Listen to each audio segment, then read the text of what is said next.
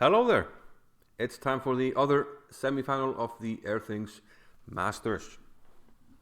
Perhaps this one was slightly more anticipated because, well, Daniil Dubov is the current sensation, having sensationally knocked out Magnus Carlsen in the quarterfinals. What an achievement and what a bunch of games he showed us there.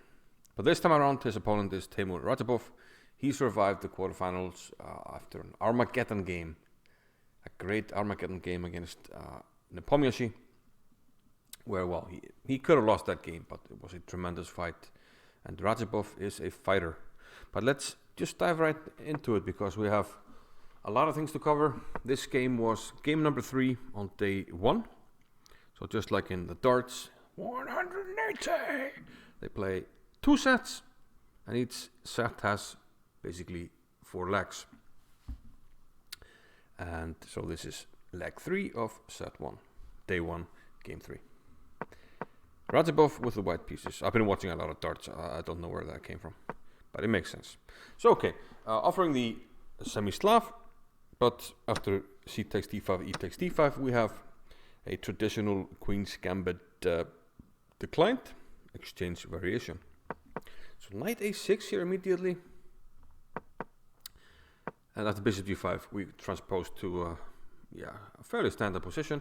But this maneuver here is quite interesting, and Dubov plays it quite early. And the idea we will see quite soon. So knight e6, the bishop has to go back. Don't want to trade the bishop for this knight. And g6, what's the idea? Yeah, it's knight g7. So why on earth is the knight going all this way?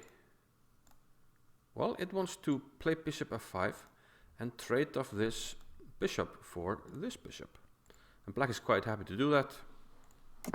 This has been established as a good plan over a lot of years of practical play in this line. So bishop f5, and eventually black gets the trade that he so wants and gets a nice square on f5 for his knight. Now Radjabov captures on f6, gives up the bishop, but argues that black's remaining bishop is not too good and goes for the minority attack, b5.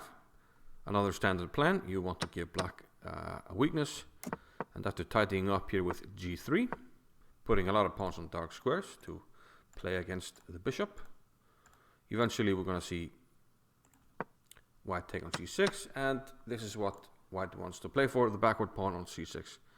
So the middle game will be defined by this, and you will find grandmasters such as Keith Arkell just, playing this position seemingly every time.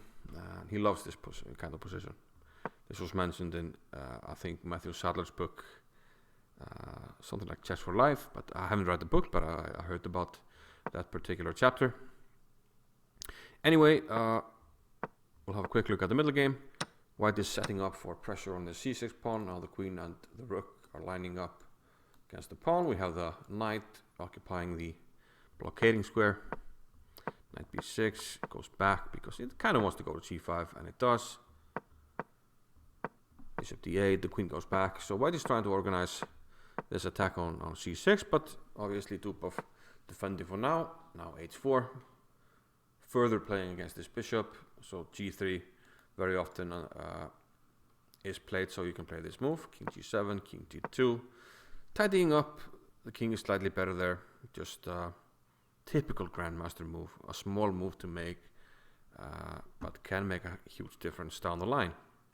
Knight comes into e4, and eventually the pressure became too much here after knight e5, and Dubov had to surrender the pawn. So nicely played game here by Radjabov, seemingly putting a lot of pressure on the pawn and winning the pawn now on d5. So up a pawn and great winning chances. Trades off the knights here, and this should be winning for white here. But Radjabov ran into some practical difficulties. So he wants to eventually push the pawn. He took his time, maneuvered his pieces a bit, and we see like 1 or 2 repetitions, but not 3. Just gonna go quickly over these moves. Eventually He found a way to give check here. And here I thought he would push the pawn. I mean, he's made progress, brought the king, and should be ready to play d5. But he plays rook c5 check. And this allows black to play king b6. And now you have a problem. You can't play d5 because, well, I can simply just take the knight and then take your rook, or even bishop d4 and then take your rook. Both win for black. And if you protect the pawn like Radjabov did, now king c6. Where does the rook go? If it goes somewhere on the d file, simply king c7. Now we're threatening the rook indirectly because f5 will undermine the rook, so we have to move the rook again. So Radjabov had to give back the pawn, and now his winning chances are very limited. But very fortunately for him, after f6, rook to d2, bishop to e5, he is winning back the pawn. So Dubov blundered right back. Knight takes f6, and now he gets the pawn on f6, important pawn. And now white can press for the win up a pawn. Some drawing chances obviously for black, but after knight g6 here, that's out of the question because h takes g5. He wins another pawn. If you take, there's knight e5, forking the rook and the king. So bishop d4, f4, and now the pawns are simply unstoppable, and Dubov resigned. So day 1, game 3, advantage Radjabov. So we go to game number 2. And now we have Dubov with the white pieces. And he needs to make something happen here.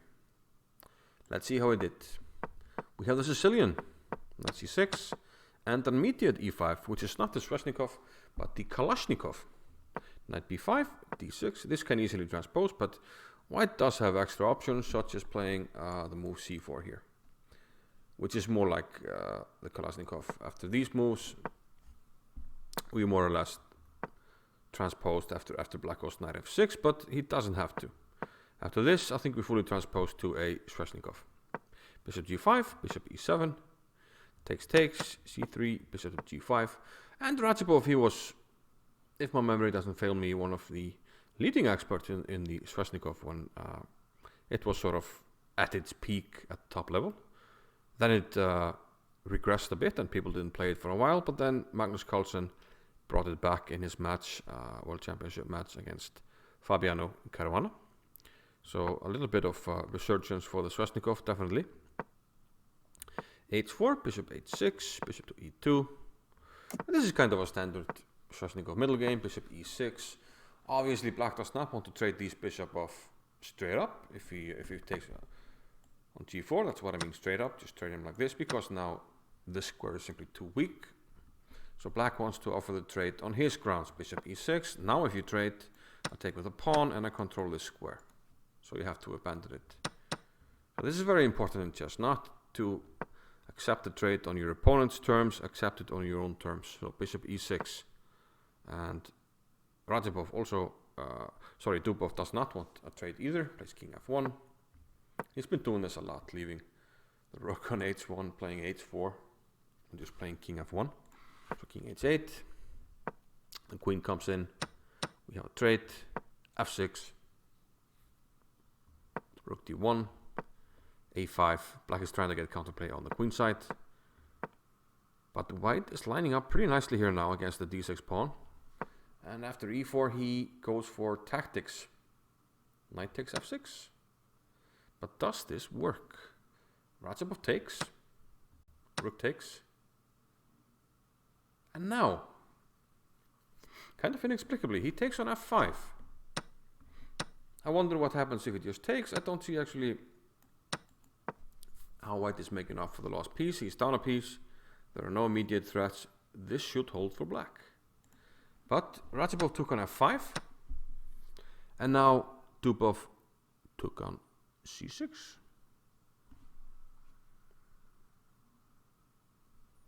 Now if we take the queen, obviously white will take back. Be happy, up a pawn. But Radjabov can flick this one in. So there are a lot of pieces hanging. So this is quite complicated. Now if you take the rook, white would take here.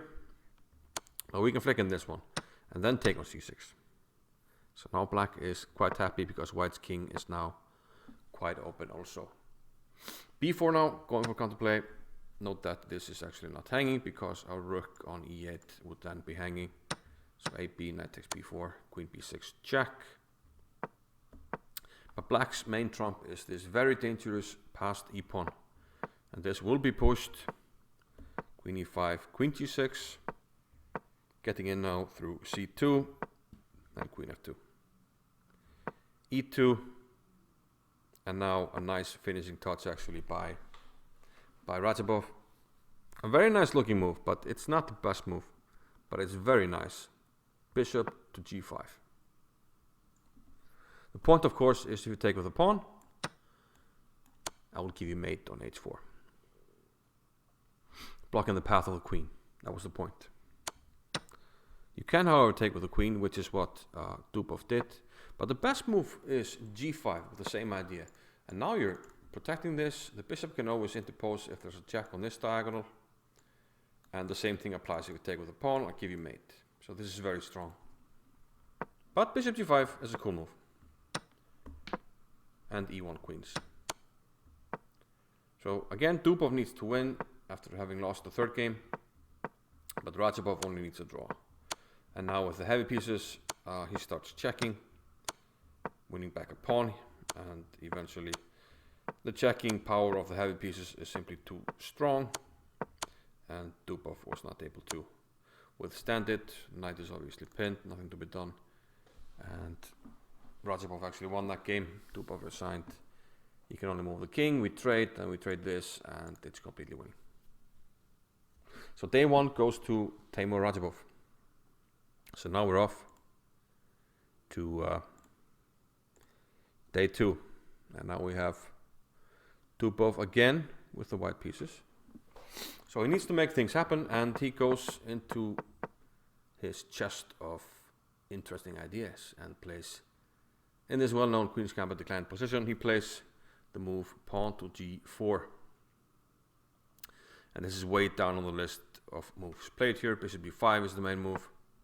Bishop f4 has been played a lot. C takes d, e3, g3, queen g2, a3, and then finally the move that Dubov played, pawn to g4. Obviously, if you take the pawn, there's rook g1. One of the main ideas of these pushes, g4 pushes in these d4 openings, and gaining space. Knight comes into e4. So pros and cons. White gains space, he gets an attack, but sometimes it's difficult to find shelter for his own king. King's in the center, so what does black do? He strikes in the center. Knight takes c3, b takes c3, bishop takes c5, and h4. Attacking now on the king side. Knight c6, he continues the attack. Queen g2, obviously he doesn't want to trade queens because he's trying to attack. Rook b1. We see a lot of these interesting rook activations by Dubov. Rook b1, now hitting this pawn. So this bishop can't develop. Bishop b6. So now you can actually develop it. Knight to h4. And now f5. Radjabov, he's good at that, defending and playing actively. So kind of defending with active defense here. Queen f6, hitting f2, but Dubov closes the diagonal and opens up for f2 for the queen. So everything is under control. But he has sacrificed the pawn, so he needs to find some play here.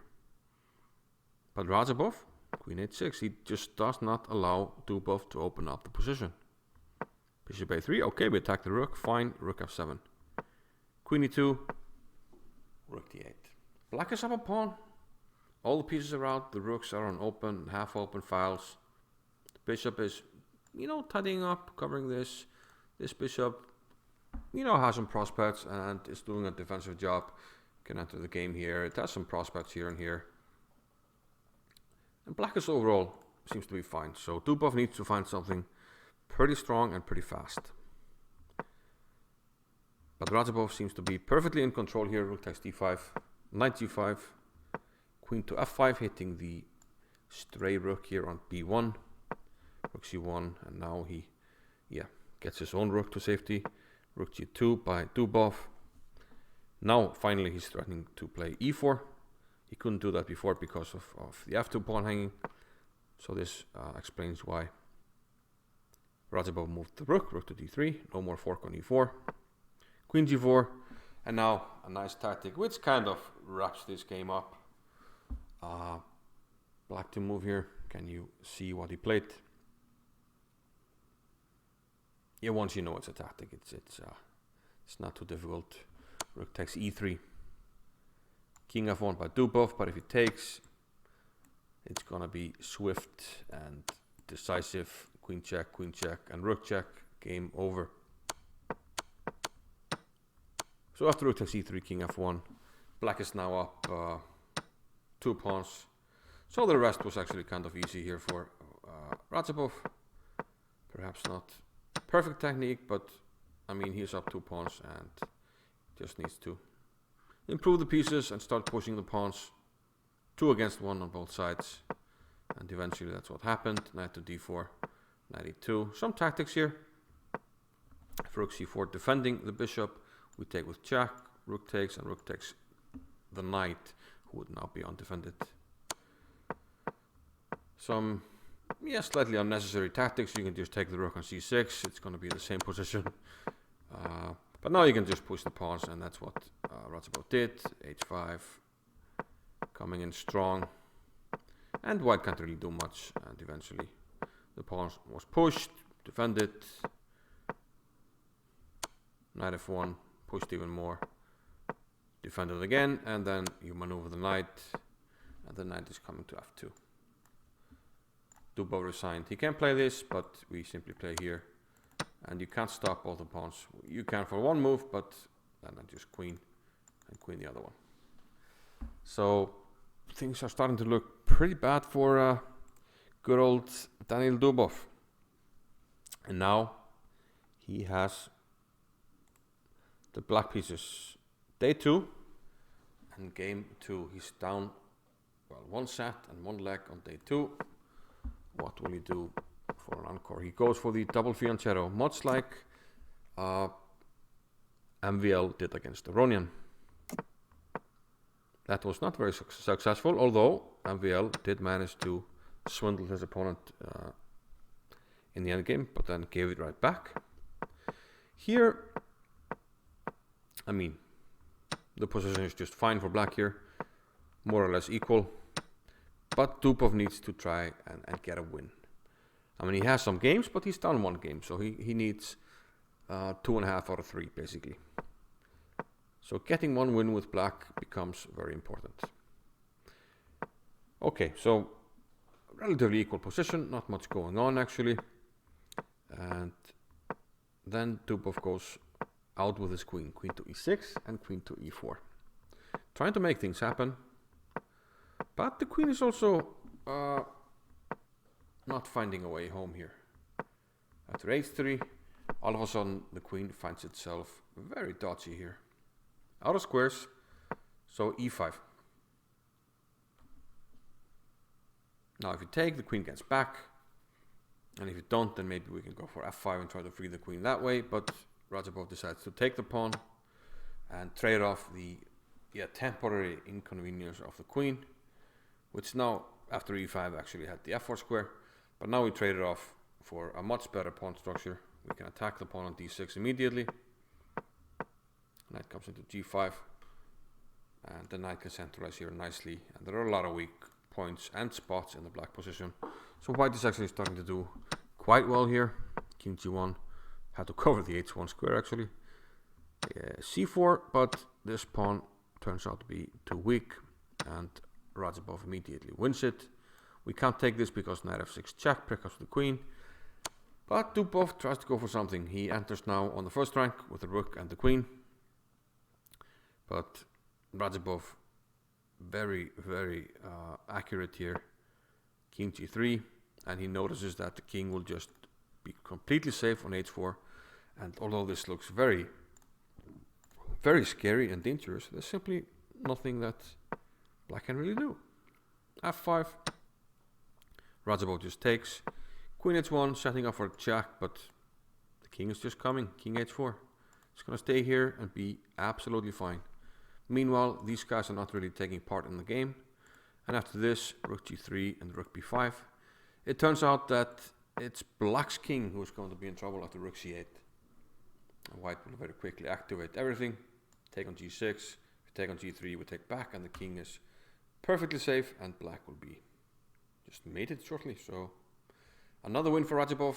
So day 2 actually only needed 2 games, because with Radjabov up to 0, the best that Dubov could do was to equalize day 2, and since he lost day 1, that's simply not enough. So this effectively ended the match, and Radjabov moves on to the final.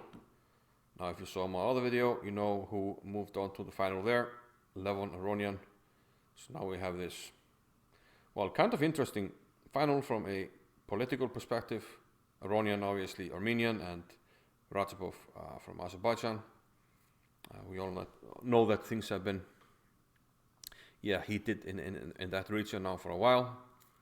But I don't think that that's going to be any issue. But we'll see a fight on the chessboard, and there might be some pride on the line, so it will be a very exciting final. And yeah, hope to see you soon with another chess video. I will definitely cover the final as well, but then we'll continue with various stuff, the patterns, and have some videos that I want to make as well. 2021 is going to be a good year. See you soon.